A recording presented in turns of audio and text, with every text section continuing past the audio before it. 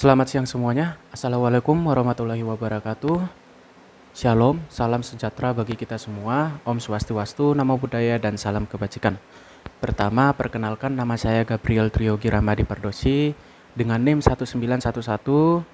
1911121033 dari Fakultas Hukum Universitas Bhayangkara Surabaya.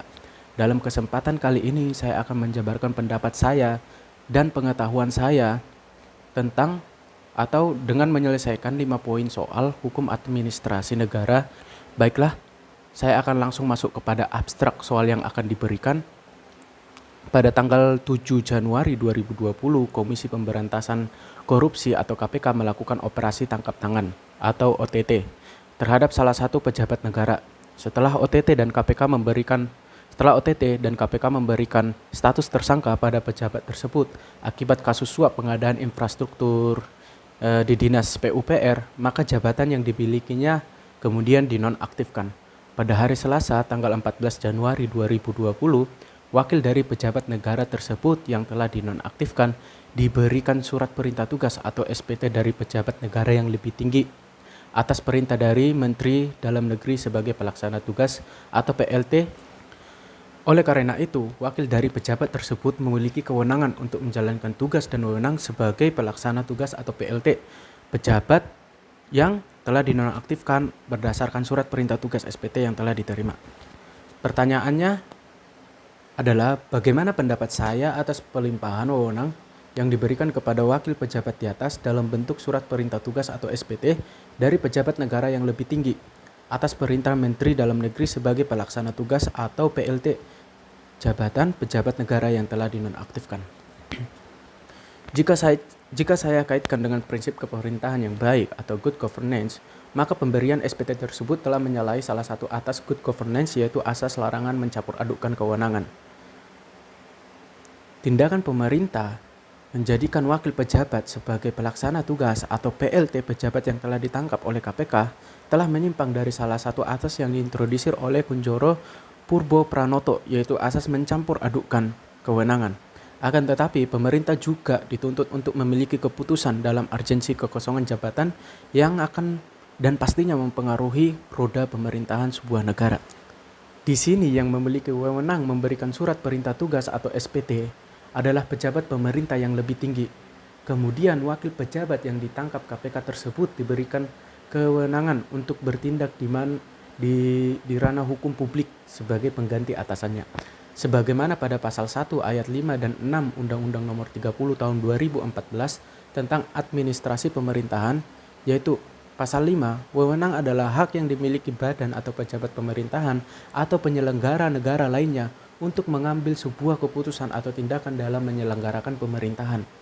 Kemudian pada pasal 6, kewenangan adalah kekuasaan badan atau pejabat pemerintahan atau penyelenggara negara untuk bertindak dalam ranah hukum publik. Kemudian saya akan masuk kepada soal nomor 2, yaitu tentang pendapat saya dalam penyelenggara negara yang telah dinonaktifkan dalam kaitannya penyalahgunaan wewenang dan pertanggungjawaban yuridisnya. Menurut saya sendiri, perbuatan tindakan korupsi kerap terjadi karena penyalahgunaan wewenang dalam jabatan baik terikat maupun tidak terikat. Menurut saya, penyalahgunaan wewenang selalu dititik beratkan kepada pejabat publik yang memiliki atau memangku sebuah jabatan. Pertanggungjawaban yuridisnya adalah ada pada rumusan pasal 3 Undang-Undang Tipikor atau Tindak Pidana Korupsi nomor 20 tahun 2001 yang menyebutkan bahwa setiap orang dengan tujuan mementingkan diri sendiri atau orang lain atau korporasi menyalahgunakan wewenang atau kesempatan atau sarana yang ada padanya karena jabatan atau kedudukan yang didapat, kemudian merugikan keuangan negara dan perekonomian negara, dapat dipidana penjara seumur hidup atau pidana paling singkat 1 tahun atau pidana penjara paling lama 20 tahun dan denda paling sedikit 50 juta rupiah. Kemudian saya akan masuk kepada soal nomor 3. Apa hubungan asas legalitas dengan good governance dan asas-asas umum pemerintahan yang baik dalam hukum administrasi? Tentunya untuk mencapai bagaimana kekuasaan negara itu digunakan untuk mengelola sumber-sumber daya ekonomi dan sosial guna pembangunan masyarakat. Namun, fakta hukum harus tertuang jelas supaya good governance tersebut tercapai.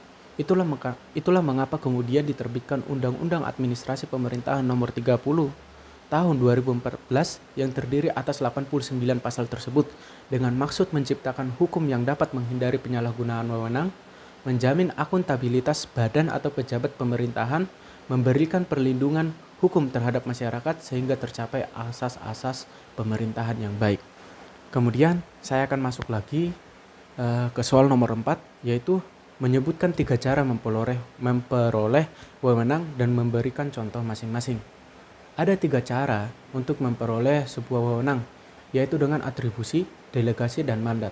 Contoh dari atribusi adalah kewenangan pemerintah daerah dalam memberikan pelayanan kepada masyarakat itu sendiri.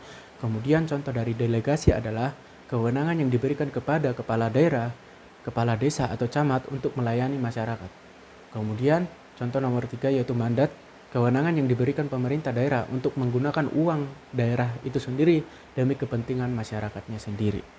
Kemudian saya akan masuk kepada soal nomor terakhir. Apa tujuan diskresi dalam penyelenggaraan pemerintahan?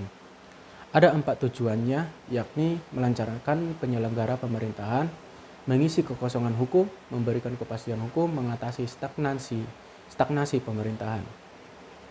Contohnya, seorang polisi mengatur lalu lintas yang mana sebenarnya sudah diatur oleh rambu lalu lintas itu sendiri, dan polisi dapat menghentikan satu ruas jalan walaupun lampu hijau dan mempersilahkan kendaraan untuk berjalan walaupun dalam posisi lampu merah.